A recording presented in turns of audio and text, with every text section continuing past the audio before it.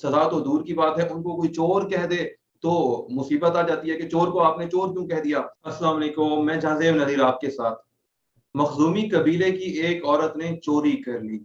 اب قریش والے پریشان ہو گئے کہ اتنے بڑے قبیلے کی عورت کے جب ہاتھ کٹیں گے تو کیا عزت رہ جائے گی۔ مخزومی ایک بہت بڑا قبیلہ تھا، آپ یوں سمجھ لیں کہ جیسے آج کل کا شریف خاندان، ایک بڑا خاندان، جیسے زرداری خاندان، جیسے پاکستان کے بڑے بڑے خاندان ہیں۔ تو ظاہری بات ہے اگر ان کی عورت کوئی چوری کر لے اور اس کے ہاتھ کاٹے جائیں تو ان کی پورے معاشرے میں کیا عزت رہ جائے گی۔ تو اب کیا کریں، حضور صلی اللہ علیہ وسلم سے کون بات کرے۔ اسامہ رضی اللہ تعالیٰ عنہ کو تیار کیا گیا، وہ آپ صلی اللہ علیہ وسلم کے پاس گئے، فرمایا یا رسول اللہ صلی اللہ علیہ وسلم، مخزومی ایک بہت بڑا قبیلہ ہے، ان کی عورت کے ہاتھ کٹیں گے تو ان کی کیا عزت رہ جائے گی۔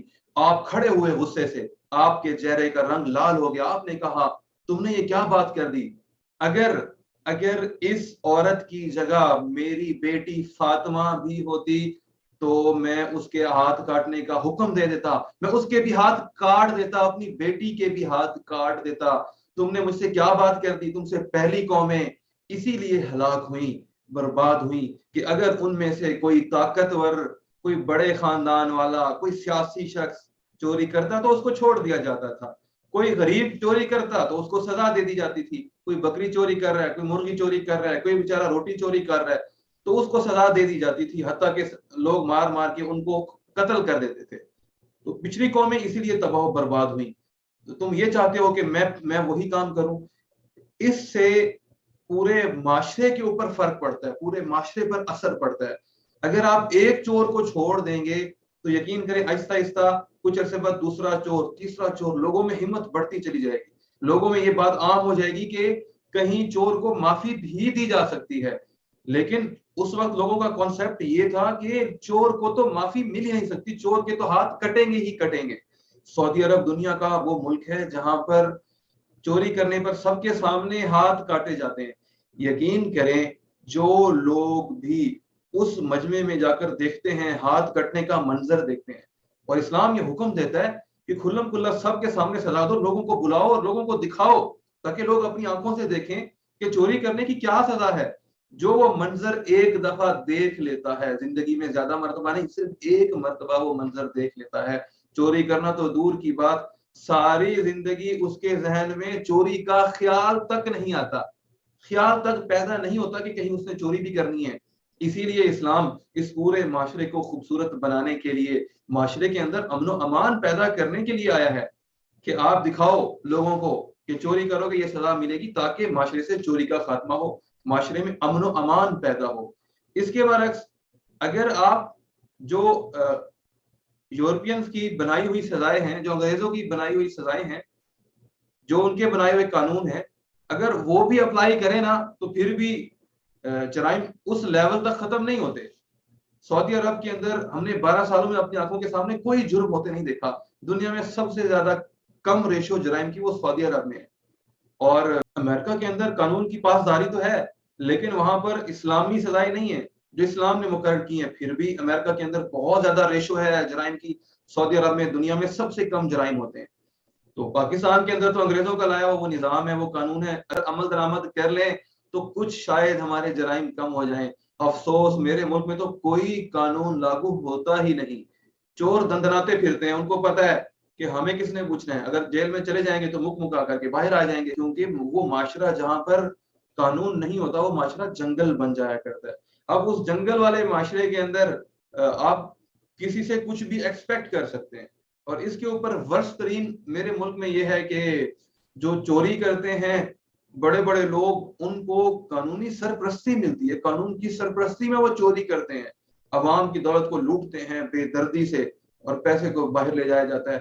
بچے کو پتا ہے کہ عوام کے پیسے کو کس نے لوٹا، وہ سرپرستی کے اندر چوری کرتے ہیں، باعزت بن کر بیٹھے رہتے ہیں، ان کو کچھ بھی نہیں ہوتا، سزا تو دور کی بات ہے، ان کو کوئی چور کہہ دے تو مصیبت آ جاتی ہے کہ چور کو آپ نے چور کیوں کہہ دیا، سزائیں تو ان کو ملنی نہیں۔ تو وہ ہمارے اوپر حکومت بھی کر رہے ہیں اور بڑی عزت سے وہ کہہ رہے ہیں کہ جی ہم عزت دار لوگ ہیں، آپ ہمیں عزت بھی دو۔ تو یہاں پر اب عوام الناس کیا کرے، لیکن اگر ہم سزائیں نہیں دیں گے تو لوگوں کے اندر نفرت بڑھتی چلی جائے گی، نفرت اس قدر بڑھے گی کہ زبان سے بات آگے چلی جائے گی. ایسے ممالک جو بہت سوفیسٹیکیٹڈ ہے، جن کو آپ خود کہتے ہیں کہ ترقی یافتہ ممالک ہیں، آپ بڑے فخر سے ان کو فالو کرتے ہیں، ان ممالک کے اندر بھی وزیروں کو ڈسٹ بن میں اٹھا کر ڈال دیا جاتا ہے. جن کو عوام کو پتا چلتا ہے کہ یہ کرپٹ ہے تو اس کو ڈسٹ بن میں ڈال دیتی ہے. عوام کو پتا چلتا ہے کرپٹ ہے تو ان کو ہوٹل سے باہر نکال دیا جاتا ہے. کتنے سارے ایسے واقعات ہیں. تو یہ سب کچھ تو ہوتا ہے. اب اس فیملی نے جس نے یہ چور چور کہا، انہوں نے آگے بڑھ کر پہل کر کے معافی مانگ لی. بہت اچھا کام کیا، بڑے کھلے دل کا مظاہرہ کیا. اور آپ نے بھی معافی دینے میں آپ نے جلدی کی، بہت اچھا کیا. معافی مانگنے میں بھی جلدی کرنی چاہیے، معافی دینے میں بھی جلدی کرنی چاہیے. دونوں ہی بہت اچھے کام ہیں. لیکن سر آپ اپنے آپ کو تو کلیئر کریں. عوام آج بھی آپ کو اور آپ کی پارٹی کو چور ہی سمجھتی ہے، کیونکہ سب کو پتا ہے، بچے کو پتا ہے کہ اس ملک کے ساتھ 75 سالوں سے کیا ہو رہا ہے. تو وہ تو ابھی بھی چور سمجھتے ہیں. سر ایک مشورہ دیتا ہوں، آپ جتنی بھی، آپ اور آپ کی پارٹی والوں نے جتنی بھی عوام کی دولت لوٹی ہوئی ہے وہ باہر ممالک سے واپس لائیں اور اس ملک کے خزانے میں جمع کروائیں. عوام سے معافی مانگیں. یقین کریں جس طریقے سے آپ نے عوام سے، عام لوگوں سے معافی منگوائی ہے، اسی طریقے سے آپ سب لوگ عوام سے معافی مانگیں. عوام آپ کی عزت کرے گی، یقین کریں دل سے عزت کرے گی، آپ کو سر آنکھوں پر بٹھائے گی. لیکن ایسا نہیں ہو سکتا کہ آپ چوری کرتے چلے جائیں اور مسلسل چوری کریں اور پھر کہیں عزت ملے. تو عزت تو اعمال سے ملتی ہے. اپنے اعمال کو ہم نے درست کرنا ہے تاکہ ہمیں عزت ملے، لوگ رسپیکٹ کریں. اور دوسری بات یہ کہ آپ کے اپنے وزیر عوام کو گالی دیتے ہیں. جب ایک وزیر سے پوچھا گیا کہ سر مہنگائی بہت زیادہ بڑھ رہی ہے، تو اس نے مسکراتے ہوئے کیا کہا کہ آج چھٹی ہے. تو یہ کہنا عوام کو گالی دینا تھا. آپ کا وزیر کہہ کے لگا کر کہتا ہے کہ اس پیٹرول کی قیمتیں بڑھنے سے آپ لوگوں کو کوئی فرق نہیں پڑتا. تو یہ عوام کو گالی دینا ہے. اسمبلی میں کھڑے ہو کے مسکرا کے کہتا ہے کہ ہم سمجھتے تھے پیٹرول کی قیمتیں بڑھائیں گے، عوام نکلے گی. عوام تو نکلی نہیں. تو یہ عوام کو گالی دینا تھا. اور بہت سارے مواقعوں پر آپ لوگوں نے خود عوام کو گالی دی ہے. عوام بیچاری تو برداشت کر رہی ہے، 75 سالوں سے پس رہی ہے اور پستی چلی جا رہی ہے. اور ڈسکریمنیشن تو آپ لوگوں نے خود پیدا کی ہوئی ہے. دیکھیں جس معاشرے میں مساوات نہیں ہوگا، برابری نہیں ہوگی، آپ ایک طبقے کو مسلسل دیوار سے لگاتے چلے جائیں گے. مسلسل آپ ان کے اوپر ظلم بھی ڈھائیں گے، ان کے اوپر آپ شیلنگ بھی کریں گے، ان کے گھروں میں گھسیں گے، ان کی چادر چار دیواری کا تقدس پامال کریں گے، ان کے بچوں کو، ان کی عورتوں کو آپ ہراساں کریں گے. ایکسپائرڈ شیل ان کے اوپر پھینکے جائیں گے. پورے پاکستان نے دیکھا، پوری دنیا نے دیکھا کہ پاکستان کس طرح مقبوضہ پاکستان بن گیا. اور یہ سب کچھ آپ نے، یہ سارے ظلم ڈھائے. ایک لفظ مذمت کا آپ لوگوں کے منہ سے نہیں نکلا. الٹا آپ لوگ اس کو چھپاتے رہے. آپ نے کہا جی ایسا کچھ ہوا ہی نہیں، یہ ہوا نہیں، یہ جھوٹ بولتے ہیں، یہ لوگ جھوٹ بولتے ہیں. تو ساری دنیا نے دیکھا. اگر آپ اس طریقے سے ایک طبقے کے ساتھ کریں گے، ان کو مسلسل آپ دیوار سے لگاتے چلے جائیں گے، تو آپ بتائیے یہ عوامی طبقہ کیا کرے؟ یہ عوام کہاں جائے؟ کس سے شکایت کرے؟ بولے بھی نہ. اب بولنے کا بھی حق حاصل نہیں ہے اس عوام کو. خدارا اس عوام کے اوپر ترس کھائے، رحم کھائے. سر آپ کا اپنا میڈیا ہے، اپنے صحافی ہیں، آپ کی اپنی حکومت ہے. آپ لوگ مسلسل ایک طبقے کو دباتے چلے جا رہے ہیں. ان کی ماؤں بہنوں کی کوئی عزت نہیں. ان کی گھریلو عورتوں کو آپ جتنی گالیاں دینا چاہیں دیں، کوئی عزت نہیں. کوئی آپ سے پوچھنے والا نہیں، کوئی آپ کو کچھ کہنے والا نہیں، کیونکہ سارا میڈیا تو آپ کا ہے اور سارے صحافی تو آپ کے اپنے ہیں، حکومت آپ کی اپنی ہے. تو اس طبقے کو آپ جتنا زیادہ دباتے چلے جائیں گے، اتنا ہی یہ طبقہ اٹھتا چلا جائے گا. یہ طبقہ پاکستان کا کوئی چھوٹا طبقہ نہیں ہے، کم پرسنٹیج نہیں ہے. 75 to 80% لوگ اس وقت آپ کے خلاف ہو چکے ہیں. اور ان 75 to 80% لوگوں کو اگر آپ دیوار سے لگائیں گے، دبائیں گے، اسی طریقے سے ظلم کرتے رہیں گے اور ان مظالم کو چھپاتے رہیں گے میڈیا کے ذریعے اور جھوٹ پہ جھوٹ اور پروپیگنڈا پہ پروپیگنڈا کرتے رہیں گے، تو سر ایک دن تو یہ لاوا پھٹ جائے گا. اس ظلم کو ختم کریں، اس زیادتی کو ختم کریں. پاکستان ہم سب کا ہے.